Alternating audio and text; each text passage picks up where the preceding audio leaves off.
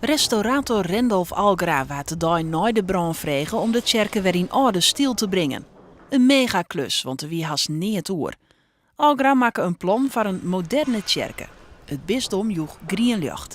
Van de vlier rond plafond mocht hij een plan betinken en uitvieren. En dan werd eindelijk de eerste glas in leertruten pleetst. Mooi hè? Dan heb ik ze even dichtbij bekijken. In de ruten staan de engelen Raphaël, Michael en Gabriel. Boppe harren, 12 sterrenbeelden. En die zijn letterlijk per engel in 4 maanden hier geplaatst. Dus het zijn echte sterrenlichamen, 12 maanden per jaar. Het zijn de engelen de verbinding tussen hemel en aarde. Dat is een hele letterlijke vertaling daarvan. Dat is wat er gedaan is. Net als de aarde ook heel letterlijk vertaald is. Met de Ameland in het midden. Wel bijzonder in het sterrenbeeld. Ja, het is echt gotisch. Hè? Het is neogotisch, mocht het allemaal niet meer. Maar we hebben natuurlijk een hele periode gehad dat we het niet meer wilden. Omdat het toch een beetje als een heidens symbool werd gezien. Maar dat mag allemaal weer. Algra schilderde ook een fjordvogel als onderdeel van de triomfbogen die het letter schilderen wordt.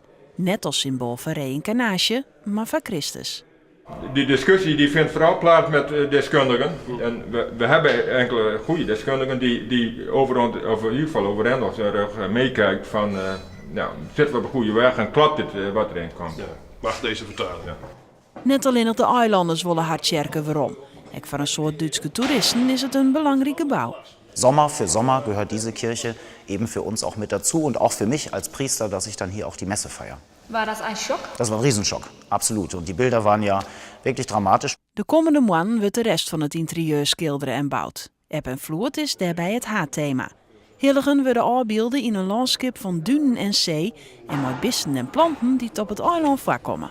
Dat is natuurlijk een kans die je eigenlijk nooit meer krijgt. Hè? Wanneer gebeurde dat? Zelfs 100 jaar geleden gebeurde dat bijna niet. Dat zie je. Ja, ook daar met het in stukjes gaan. We doen nu alles in één keer. Dat is zo'n unieke situatie eigenlijk.